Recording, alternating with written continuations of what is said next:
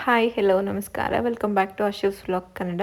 ಎಲ್ಲರೂ ಹೇಗಿದ್ದೀರಾ? ಎಲ್ಲರೂ ತುಂಬ ಚೆನ್ನಾಗಿದ್ದೀರಾ ಅಂತ ಭಾವಿಸ್ತಾ ನಾವಿವತ್ತು ಕಟ್ಟಿಂಗ್ ಒಂದು ಕ್ಲಾಸ್ನ ಮಾಡೋಣ ಅಂತ ಹೇಳಿ ಹೊರಟಿದ್ದೀವಿ. ಆ್ಯಂಡ್ ಈ ಒಂದು ಹೇರ್ ಕಟ್ ನೇಮ್ ಏನಂತಂದರೆ ಕಂಪ್ಲೀಟ್ ಸ್ಟೆಪ್ ಕಟ್.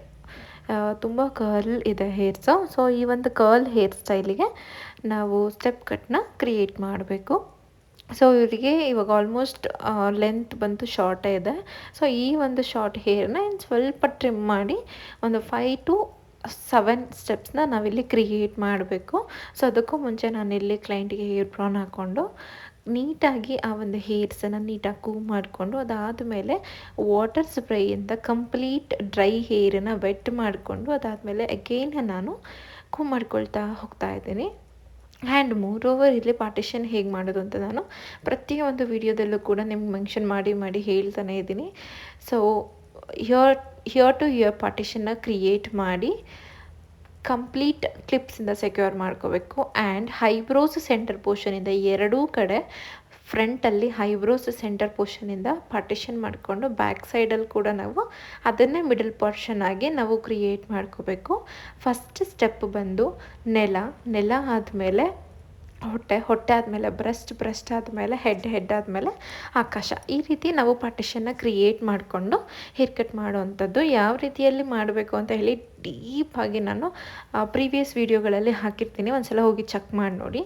ಆ್ಯಂಡ್ ಇದು ಜಸ್ಟ್ ಅಪ್ಡೇಟ್ ವಿಡಿಯೋ ಆಗಿರುತ್ತೆ.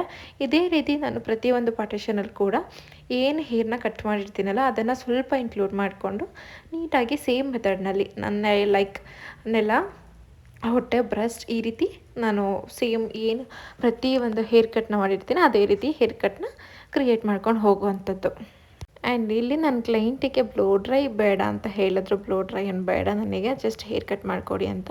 ಸೊ ಹಾಗಾಗಿ ನಾವಿಲ್ಲಿ ಬ್ಲೋ ಡ್ರೈ ಇಲ್ಲ ಬ್ಲೋ ಡ್ರೈ ಮಾಡೋಂಗಿದ್ದಿದ್ರೆ ನಿಮಗೆ ವಿಡಿಯೋ ಕೂಡ ಒಂದು ಸಿಕ್ಕೋದು. ಕೆಲವೊಂದು ಪರ್ಟಿಕ್ಯುಲರ್ ಬ್ಲೋ ಡ್ರೈನೇ ಬೇಕು ಅಂತ ಹೇಳಿ ಎಷ್ಟು ಜನ ಕಮೆಂಟ್ ಮಾಡಿದ್ದೀರಾ. ಸೊ ಶೀಘ್ರದಲ್ಲೇ ಈ ಒಂದು 2-3 ಡೇಸಲ್ಲಿ ನಾನು ಬ್ಲೋ ಡ್ರೈ ವಿಡಿಯೋ ಕೂಡ ಅರೇಂಜ್ ಮಾಡಿ ಅಪ್ಲೋಡ್ ಮಾಡ್ತೀನಿ. ಆ್ಯಂಡ್ ಸಿಸರ್ನ ಯಾವ ರೀತಿಯಲ್ಲಿ ಹೋಲ್ಡ್ ಮಾಡ್ಕೋಬೇಕು, ಯಾವ ಒಂದು ಹ್ಯಾಂಡ್ನಲ್ಲಿ ಸೆಕ್ಯೂರ್ ಮಾಡಿಟ್ಕೋಬೇಕು, ಹೇರ್ಸನ್ನು ಯಾವ ರೀತಿಯಲ್ಲಿ ಕಟ್ ಮಾಡಬೇಕು ಅಂತೆಲ್ಲ ನೀಟಾಗಿ ಎಲ್ಲ ಅಬ್ಸರ್ವ್ ಮಾಡ್ಕೊಂಡು ನೋಡ್ಕೊಳ್ಳಿ.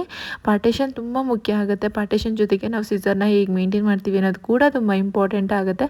ಬಿಗಿನರ್ಸ್ ಆದರೆ ಪೇಪರ್ನ ಇಟ್ಕೊಂಡು ಪೇಪರ್ ಒಳಗಡೆ ಹೇರ್ ಕಟ್ನ ಮಾಡಿ ಪ್ರಾಕ್ಟೀಸ್ ಮಾಡೋದು ತುಂಬ ಒಳ್ಳೆಯದು. ಅದಾದಮೇಲೆ ಡೈರೆಕ್ಟಾಗಿ ಹೇರಿಗೆ ಹೋಗ್ಬೋದು. ಡೈರೆಕ್ಟಾಗಿ ಹೇರಿಗೆ ಹೋದರೆ ನಿಮಗೆ ಪ್ರಾಬ್ಲಮ್ ಆಗುತ್ತೆ. ಸೊ ನೋಡೋ ಅಷ್ಟು ಈಸಿ ಅಲ್ಲ ವರ್ಕ್ ಮಾಡೋದು.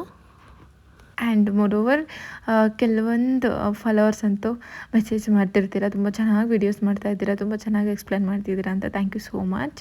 ನಿಮ್ಮ ಸಪೋರ್ಟ್ ನಂಗೆ ತುಂಬಾ ಅವಶ್ಯಕತೆ ಇದೆ. ಆ್ಯಂಡ್ ಇದೇ ರೀತಿ ಮೂರು ವೀಡಿಯೋಸ್ಗೋಸ್ಕರ ನಿಮಗೆ ಯಾವುದಾದ್ರೂ ಪರ್ಟಿಕ್ಯುಲರ್ ಇಂಟ್ರೆಸ್ಟೆಡ್ ವಿಡಿಯೋ ಬೇಕು ಅಂತಂದರೆ ಕಮೆಂಟ್ ಮಾಡಿ, ನಾನು ಅದೇ ಸೇಮ್ ವೀಡಿಯೋನ ಮಾಡೋದಕ್ಕೆ ಪ್ರಯತ್ನ ಪಡ್ತೀನಿ. ಕಂಪ್ಲೀಟ್ ಒಂದು ಹೇರ್ ಕಟ್ನ ಪ್ರಾಕ್ಟೀಸ್ ಎಷ್ಟು ಮಾಡ್ತೀರಾ ಅಷ್ಟೂ ಒಳ್ಳೆಯದು.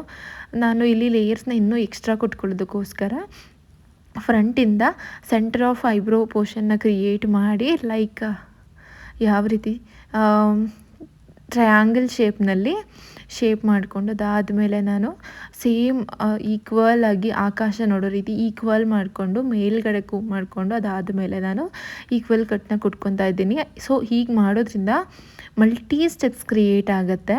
ಆ್ಯಂಡ್ ನಮ್ಮದು ಕಂಪ್ಲೀಟ್ ಕರ್ಲ್ಸ್ ಹೇರ್ಸ್ ಆಗಿರೋದ್ರಿಂದ ನಾವು ಎಷ್ಟೇ ಒಂದು ಸ್ಟೆಪ್ಸ್ನ ಕ್ರಿಯೇಟ್ ಮಾಡಿದ್ರು ನಮಗೆ ಶಾಪ್ ಆಗೋದಿಲ್ಲ, ಅಲ್ಲಲ್ಲೇ ಹೈಡ್ ಆಗುತ್ತೆ. ಸೊ ಹಾಗಾಗಿ ನಾನಿಲ್ಲಿ ಎಷ್ಟಾಗುತ್ತೋ ಅಷ್ಟು ಸ್ಟೆಪ್ಸ್ನ ಕ್ರಿಯೇಟ್ ಮಾಡಿದ್ದೀನಿ. ಇದು ಬಂದು ಫ್ರಂಟ್ ಲುಕ್ ಆಗಿರುತ್ತೆ. ಫ್ರಂಟಲ್ಲಿ ಪಾರ್ಟಿಷನ್ ಮಾಡಿಕೊಂಡು ಮೇಲ್ಗಡೆ ಆಕಾಶ ನೋಡೋ ಲೆವೆಲಿಗೆ ತಗೊಂಡು ಅದಾದಮೇಲೆ ನಾವೇನು ಕಟ್ ಮಾಡಿರ್ತೀವಲ್ಲ ಅದನ್ನು ಇನ್ಕ್ಲೂಡ್ ಮಾಡ್ಕೊಂಡಿದ್ದೀನಿ. ಆ ಲೆವೆಲಿಗೆ ನಾನು ನೀಟಾಗಿ ಈಕ್ವಲ್ ಮಾಡ್ಕೊತಾ ಇದ್ದೀನಿ. ಆ್ಯಂಡ್ ಇದೇ ರೀತಿ ಮೋರೋವರ್ ವೀಡಿಯೋಸ್ಗೋಸ್ಕರ ಲೈಕ್ ಮಾಡಿ, ಶೇರ್ ಮಾಡಿ ಆ್ಯಂಡ್ ಕಮೆಂಟ್ ಮಾಡಿ. Keep watching, keep support.